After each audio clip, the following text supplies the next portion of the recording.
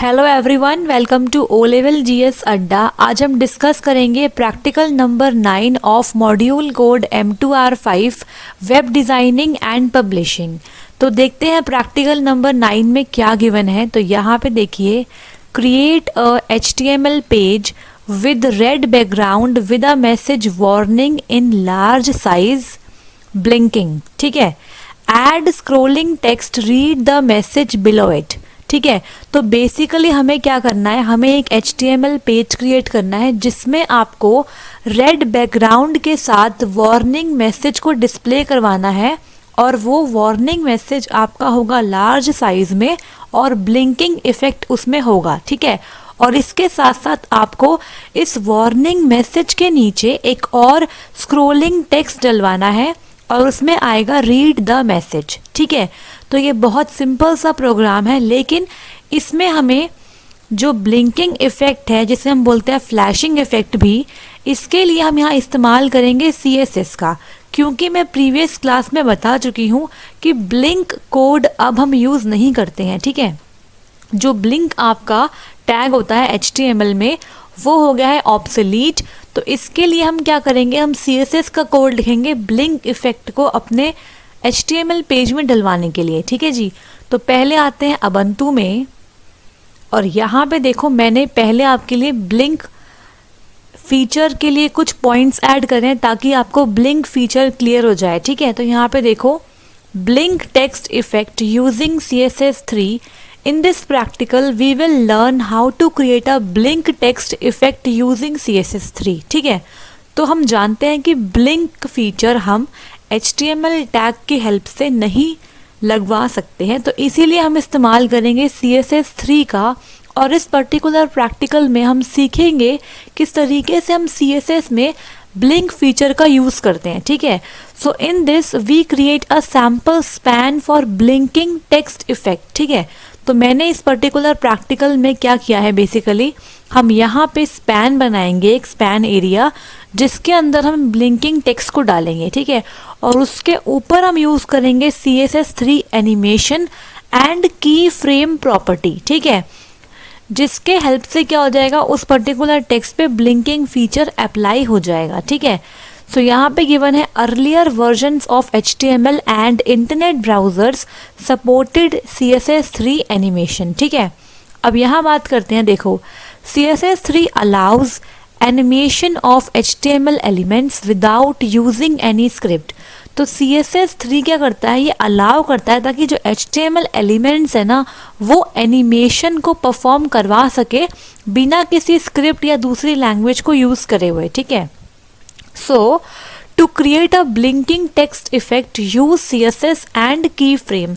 तो आपको ये ध्यान देना है कि CSS और की फ्रेम का आपको दोनों का साथ में यूज़ करना है। किस लिए, ब्लिंकिंग टेक्स्ट इफेक्ट के लिए। ठीक है, so use CSS animation by specifying some key frame for the blinking text animation. ठीक है, तो यहाँ पे बात करते हैं, देखो थोड़ा सा जूम कर लेते हैं।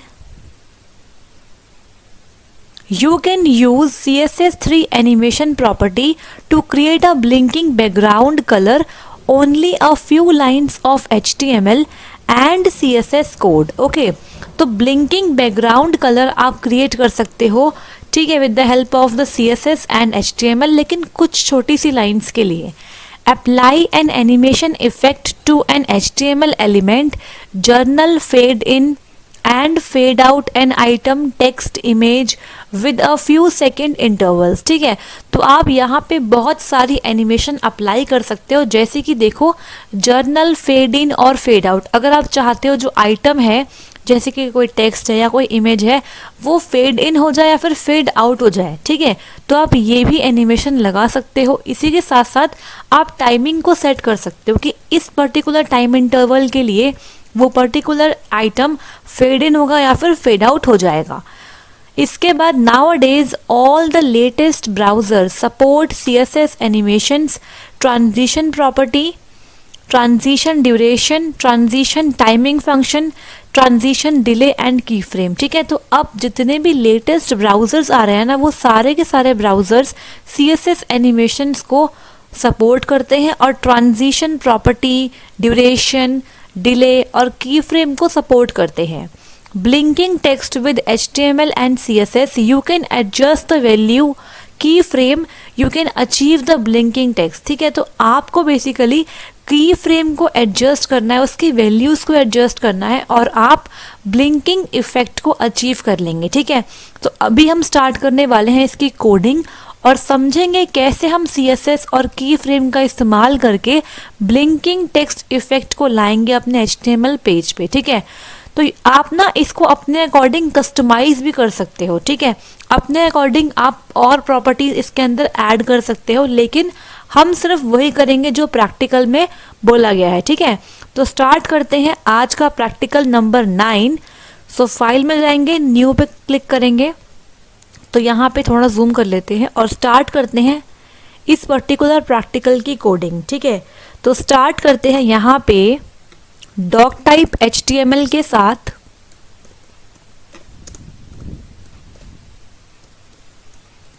नेक्स्ट लाइन में आएगा HTML, देन हेड। ठीक है जी, हेड के अंदर आएगा टाइटल। टाइटल हम दे देते हैं यहाँ पे प्रैक्टिकल 9 कर लेते हैं। इसके बाद यहाँ पे आप टाइटल को क्लोज कर देंगे और उसके बाद नेक्स्ट लाइन में हेड को क्लोज कर देंगे। इसके बाद हम स्टार्ट करेंगे स्टाइल टैग का। नहीं, हम यहाँ पे हेड को क्लोज नहीं करेंगे, पहले हम स्टाइल टैग का यूज़ करेंगे क्योंकि हमें यहाँ पे CSS की कोडिंग को भी लाना है ना, इसीलिए। तो यहाँ पे स्टाइल टैग को हम स्टार्ट करेंगे पहले। ठीक है, स्टाइल टैग को स्टार्ट करने के बाद यहाँ पे पहले देखो, यहाँ पे पहले हम लोग अपने बॉडी की कोडिंग कर लेते हैं ताकि आपको समझने में आसानी हो जाएगी। ठीक है, क्योंकि अगर मैं पहले स्टाइल टैग की कोडिंग कर दूंगी तो आपको समझ नहीं आएगा कैसे मैंने क्लास लिया है और कैसे मैंने सब चीज़ें अरेंज करी है। ठीक है, तो यहाँ पे पहले मैं क्या करती हूँ, यहाँ पे पहले हम बॉडी की कोडिंग कर लेते हैं। तो पहले हेड को क्लोज कर लेते हैं यहाँ पे और यहाँ पे स्टार्ट करते हैं बॉडी को। ठीक है जी, बॉडी को स्टार्ट करते हैं नीचे और यहाँ पे हम बनाते हैं डिवीजन। ठीक है, तो डिव टैग का यूज़ करेंगे यहाँ पे। डिव में आप क्लास सेट कर लो। ठीक है, अब यहाँ से सब कुछ बहुत इम्पॉर्टेंट है समझने के लिए क्योंकि ये बिल्कुल नया है आपके लिए। CSS में पहली बार करवा रही हूँ in your practicals, so please ध्यान से समझ लेना। ठीक है, इसे करेंगे बंद। इसके बाद हम स्पैन का यूज़ कर रहे हैं। ठीक है, बेसिकली स्पैन क्या होता है, span is a kind of container for the inline elements. ठीक है, तो इनलाइन एलिमेंट्स के लिए हम स्पैन का यूज़ करते हैं। अब देखो यहाँ पे क्वेश्चन में गिवन है, एक बार क्वेश्चन देख लेते हैं। क्वेश्चन में बोला है कि आपको वार्निंग मैसेज देना है। ठीक है, और वो भी रेड बैकग्राउंड में। ठीक है, तो यहाँ पे हम क्या करने वाले हैं, यहाँ पे हम अपना मैसेज देंगे जो कि था वार्निंग। तो यहाँ पे आप वार्निंग लिख देंगे। इसके बाद यहाँ पे आप स्पैन टैग को बंद करेंगे। नेक्स्ट लाइन में हम क्या करने वाले हैं, डिव को भी क्लोज कर देंगे। डिव क्लोज करने के बाद आप BR यूज़ कर लीजिए ताकि आपको ब्रेक मिल जाए लाइन से। ठीक है, एक लाइन ब्रेक आ जाएगी बीच में। इसके बाद आप क्या करेंगे, आपको इसके नीचे ऐड करना था स्क्रोलिंग टेक्स्ट। ठीक है, तो यहाँ पे क्वेश्चन में गिवन है कि स्क्रोलिंग टेक्स्ट आप ऐड करोगे और उसके अंदर जो मैसेज होगा वो होगा रीड द मैसेज। ठीक है, इसके लिए हम क्या करेंगे, यहाँ पे देखिए, यहाँ पे हम क्या करेंगे, मार्की टैग का इस्तेमाल करेंगे। ठीक है, तो मार्की टैग का इस्तेमाल करेंगे। हम पहले भी मार्की टैग का यूज़ कर चुके हैं ना, तो यहाँ पे पहले आप क्या कीजिए, मार्की टैग में आप पहले इसकी विड्थ सेट कर लो मार्की टैग की। ठीक है, तो विड्थ इज इक्वल टू आप कर लो 30% कर लो। ठीक है, 30% कर लो, जो कि हमारा टेक्स्ट के नीचे ही आएगा ना ये, तो 30% सही है। इसके बाद इसे क्लोज करके आप यहाँ पे लार्ज टेक्स्ट के लिए आप H2 हेडिंग का यूज़ कर सकते हो और उसके बाद अब अपने मैसेज को यहाँ पे लिखवा दो, रीड द मैसेज। ठीक है, रीड द मैसेज लिखवा दिया। इसके बाद आपने H2 टैग को क्लोज कर दिया एंड देन आपने मार्की टैग को भी यहाँ पर क्लोज कर दिया। अगर मैं यहाँ पर विथ को 30% नहीं सेट करूँगी तो क्या होगा, जो मेरा ये मार्की है ना, ये पूरे पेज की विथ ले लेगा, लेकिन मैं ऐसा नहीं चाहती। मैं चाहती हूँ कि जो ये वार्निंग टेक्स्ट है सिर्फ इसी के नीचे मेरा मार्की आ जाए, मेरा स्क्रोलिंग टेक्स्ट आ जाए, तो इसीलिए मैंने इसकी विथ को छोटा कर दिया है। ठीक है, तो यहाँ पे देखो मैंने इसे क्लोज किया। इसके बाद हम क्या करने वाले हैं, फाइनली अपनी बॉडी को क्लोज कर देंगे एंड में, और सबसे एंड में HTML को भी क्लोज कर देंगे। ठीक है, अब चलते हैं स्टाइल टैग के अंदर और करते हैं CSS की कोडिंग, जो कि बहुत इंपॉर्टेंट होने वाली है। ठीक है, तो यहाँ पे देखो मैंने यहाँ पे div class is equal to blink किया था। ठीक है, तो CSS के अंदर हम बात करेंगे ब्लिंक क्लास की, तो डॉट लगा के क्लास नेम लिखते हैं, यहाँ पे ब्लिंक लिखा और यहाँ पे ये इसका ब्लॉक स्टार्ट कर दिया। अब यहाँ पे देखो पहले हम विथ सेट करेंगे। ठीक है, तो विथ सेट करेंगे हम, लेट सपोज मैं कर लेती हूँ विथ 220 कर लेते हैं, 20 पिक्सल। ठीक है, इसके बाद क्या करेंगे, हम इसकी हाइट भी सेट कर लेते हैं। हाइट क्या होने वाली है इसकी, तो इसकी हाइट आप कर लो 70 पिक्सल कर लो। ठीक है, इसके बाद बैकग्राउंड कलर।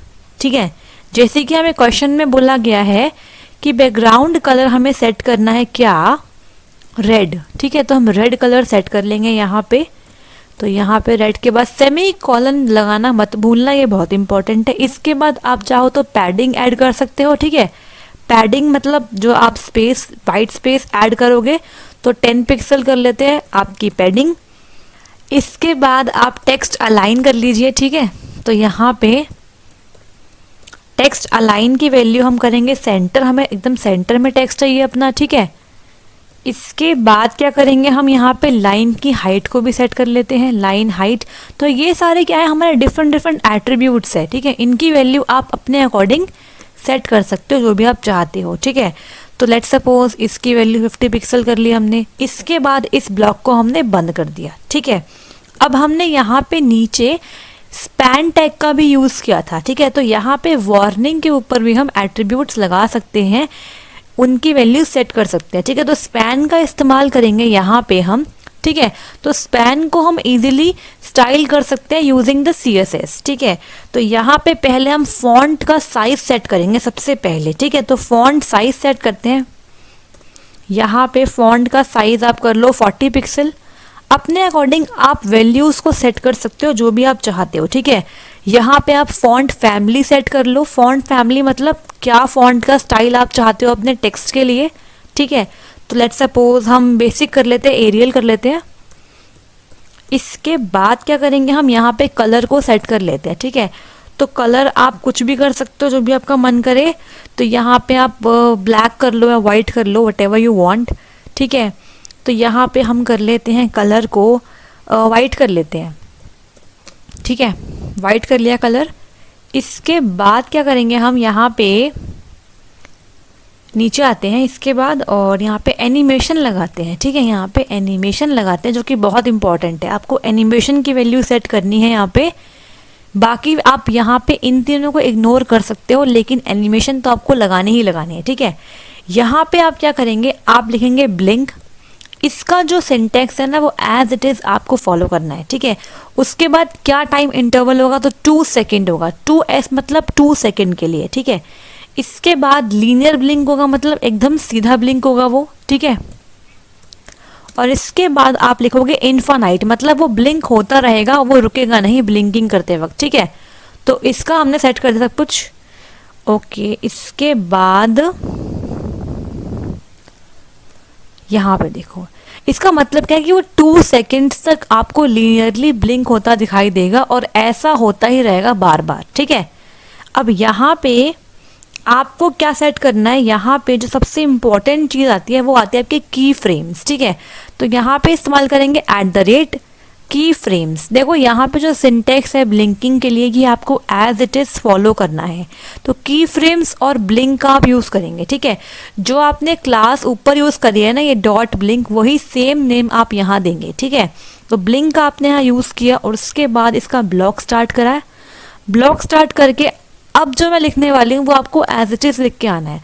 तो 0% के लिए आपने क्या किया है, बेसिकली यहाँ पे हम सेट करते हैं ओपेसिटी। ओपेसिटी का मतलब क्या होता है, हम अपने ब्लिंकिंग को कितना फेड करना चाहते हैं, उसकी ओपेसिटी हम कितना रखना चाहते हैं कि वो कितना विजिबल हो हमको, ठीक है। तो यहाँ पे 0% के लिए मैंने कर दिया इसको 0 पे सेट, सेमीकोलन ब्लॉक कर दो 1 बंद।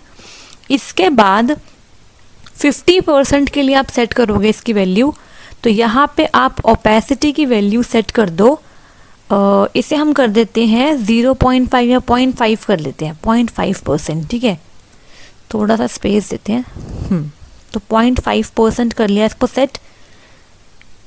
1 मिनट, 0.5 नहीं, इसको परसेंट नहीं ऐसे छोड़ दीजिए, ठीक है, 0.5 कर दीजिए।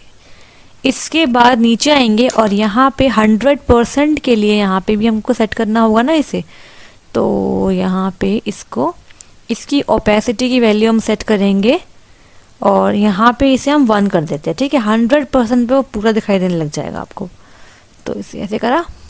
इसके बाद हमने यहाँ पे इसे बंद कर दिया, ठीक है। तो की फ्रेम्स ब्लिंक को आपने क्लोज कर दिया और यहाँ नीचे आपने स्टाइल टैग को तो क्लोज कर रखा है, इसको जो स्पेस आ रहा है इसे हम डिलीट कर देंगे, ठीक है।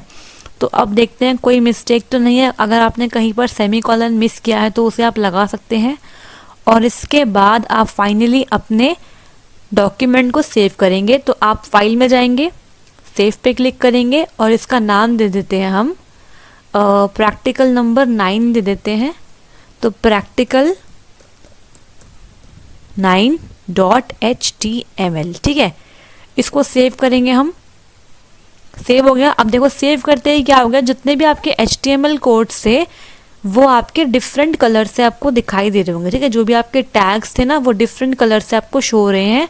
अब मिनिमाइज करते हैं और यहाँ पे हम जाएंगे अपने होम फोल्डर में, ठीक है। और यहाँ पे देखो आपकी फाइल आ गई, इस पर डबल क्लिक करेंगे और डबल क्लिक करने के बाद क्या होगा, हमारे सामने वेब पेज खुल जाएगा और देखो जो हम चाहते थे वैसा ही आ गया, ठीक है। हम चाहते थे कि रेड बैकग्राउंड में वार्निंग देखो ब्लिंक हो रही है ना, और यहाँ पे नीचे स्क्रोलिंग टेक्स्ट चल रहा है, ठीक है, रीड द मैसेज। अब देखो मैं आपको थोड़ा सा चेंजेस करके दिखाती हूँ इसके अंदर। देखो अगर मैं यहाँ पे जो मेरा स्क्रोलिंग टेक्स्ट है उसकी विड्थ को सेट ही नहीं करती तो क्या होता, देखो अगर मैं इसकी विड्थ को सेट नहीं करती तो क्या होता। इसे करते हैं Ctrl+S, इसके बाद वापस से मिनिमाइज और अपनी फाइल को दोबारा ओपन करेंगे इन द वेब ब्राउज़र। देखो अब क्या हो रहा है, जो मेरा स्क्रोलिंग टेक्स्ट है ना वो पूरे वेब पेज की विड्थ ले रहा है, ठीक है। तो ये मैं नहीं चाहती, मैं चाहती हूँ सिर्फ इस पर्टिकुलर वार्निंग के नीचे ही ये वाला जो स्क्रोलिंग टेक्स्ट है वो दिखाई दे।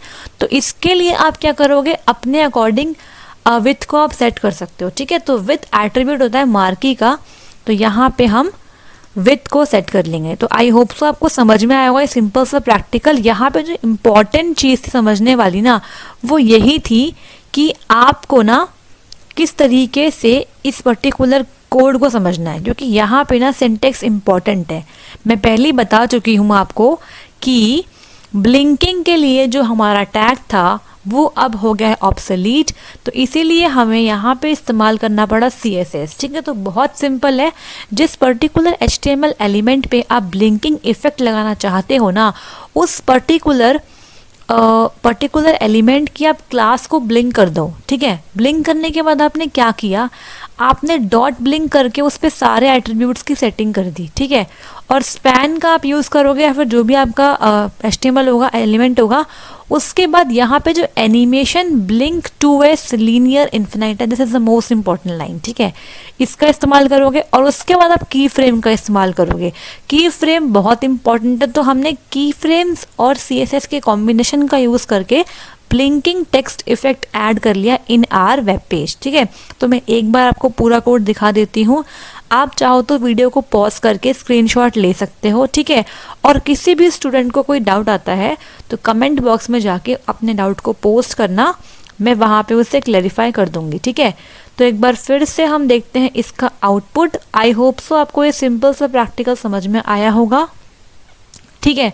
तो देखो इस तरीके से मैंने यहाँ पे सेव नहीं किया था, इसलिए वो जो चेंजेस हैं वो सेव नहीं हुए हैं, ठीक है। तो एक बार सेव कर लेते हैं ताकि हमारे चेंजेस जो हैं वो वापस से हमें दिखाई दे जाए। और देखो है ना, वापस से हमें read the message warning text के नीचे दिखाई दे रहा है। तो इस तरीके से ब्लिंकिंग टेक्स्ट को हम ऐड करते हैं। तो आई होप सो आपको ब्लिंकिंग के लिए CSS कोड समझ में आ गया होगा, ठीक है। तो अब बात करते हैं अपने नेक्स्ट प्रैक्टिकल के बारे में, जो कि बहुत ही सिंपल प्रैक्टिकल है, प्रैक्टिकल नंबर 10, ठीक है। तो यहाँ पे प्रैक्टिकल नंबर 10 समझ लेते हैं।